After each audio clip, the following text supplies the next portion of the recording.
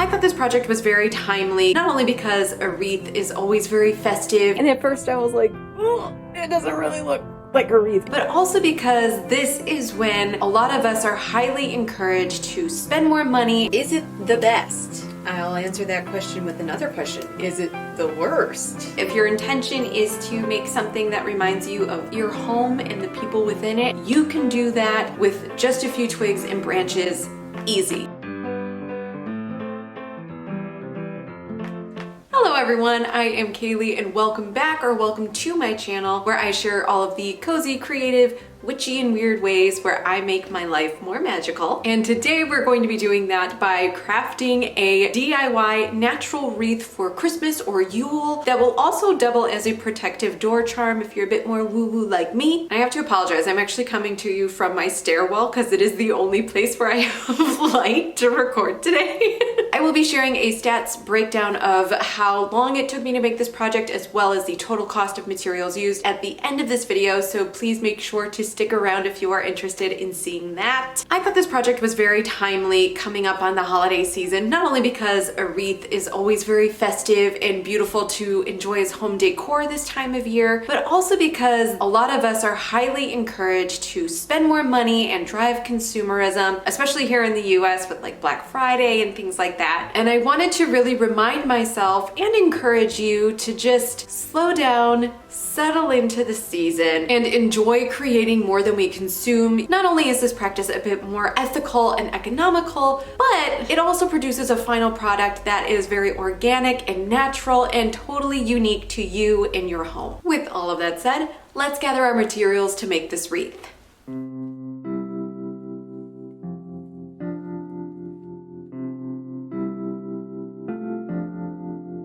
For this project, I tried my hand at making my own wreath base using some twigs and very small branches that came from the maple tree from our backyard. I thought they would work because they were still very bendy. However, one thing that I had overlooked is that they were also very dry, which was no bueno.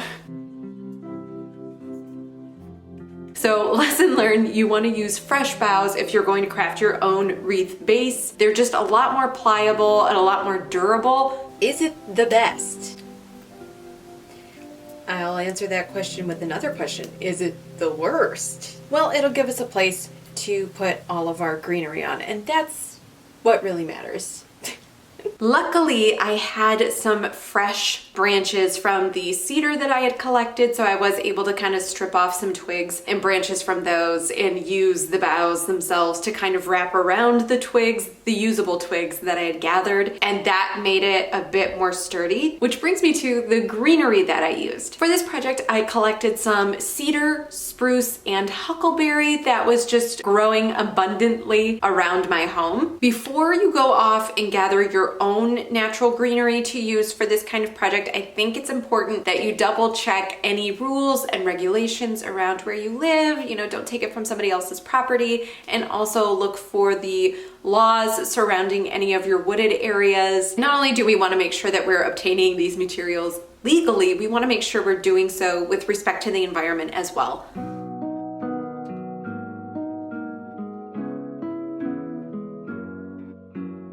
So once my base was set and I had all my materials laid out, I just kind of started laying a base layer of cedar down. I knew that I wanted that to be the main greenery that I used, and that's also what I had the most cuttings from. And I just kind of cut them and placed them randomly. This was absolutely my favorite part of the process because it was pretty easy to develop a good flow. I found that the less I thought about it, the better things actually looked. So when you're doing this, you can just kind of turn off, enjoy yourself. Throughout the process, I did make sure to kind of lift up the base to make sure that one side it wasn't more heavy than the other side, and also to see if any of the branches were coming loose. But yeah, once you kind of get into the flow of it, it became a really relaxing and almost meditative process.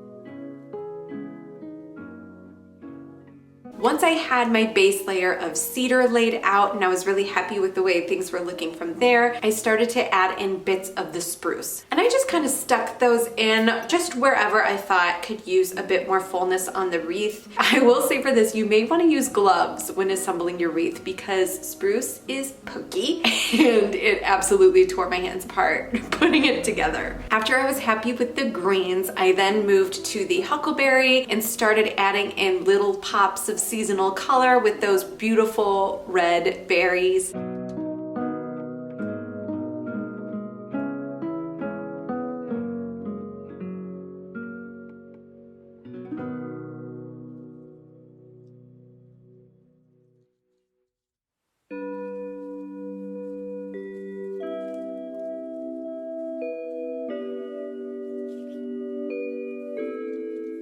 Once it was done, I wrapped a whole bunch of jute around that top area, not only to secure everything together, but also to kind of hide some of those areas where I had tied the branches to the wreath base. And I also wanted to make a sturdier area at the top because that's where it is going to be resting on the wreath hook on my door. And as the last finishing touch, I took a little bell and secured it with a lark's head knot.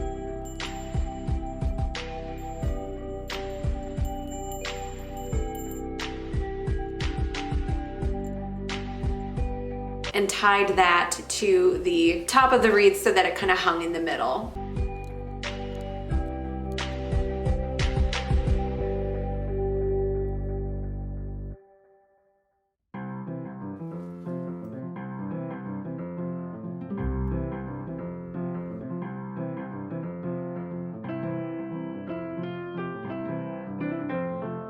So let's talk final thoughts and final stats when it comes to this project. Overall, I am extremely happy with it. I've never made a wreath before, so there was definitely a big learning curve for me. But once I got into the flow of making it, it was really relaxing and meditative. I also lit some candles and had like my holiday playlist going on in the background. It gave me all of the good vibes. It felt so nice to be doing it. Definitely put me in that holiday spirit. And I think it's just a really lovely way to spend an afternoon. And I think this would be a super fun project to do together as a family, or if you had enough materials that you could just lay them out and invite some of your friends over and everybody just kind of make their own wreath while you do like a movie marathon or have some like hot cocoa. In total, this project took me about 4 hours to complete. However, a lot of that had to do with the shenanigans from my wreath base and those damn twigs that kept snapping and breaking. Once I started using the fresh boughs, it came together so much more quickly and it was a lot less painful. So honestly, I think if I had been using the correct branches from the jump, I probably could have shaved at least an hour off of this project easy. And like I said, this was my first time doing it. So I think my second go around, I probably could shave this down to like a solid 2-hour span of a movie project. As for the total cost of the materials that I used, that came to a whopping $0.00. Everything I used either came from nature or was something that I already had lying around my house, which brings me to the final and most important point that I want to make in this video, which is you don't have to spend an arm and a leg for something that is beautiful or memorable or special for your home for the holidays. You can do that for free if your intention is to make something that reminds you of the wheel of the year, about the comings and goings of the seasons, your home and the people within it, and that you want them to be protected and safe and know that they are loved. You can do that with just a few twigs and branches.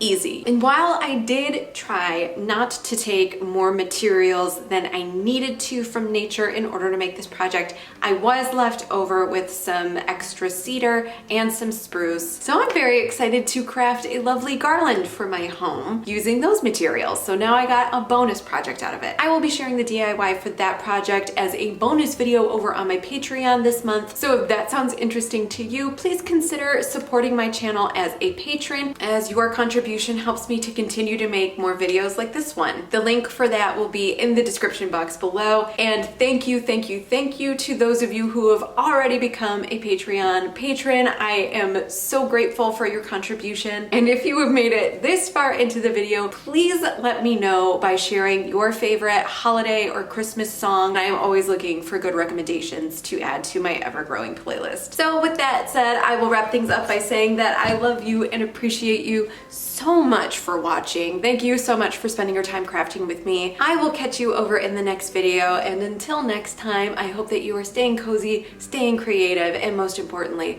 staying pretty weird. I'll see you guys soon. Bye!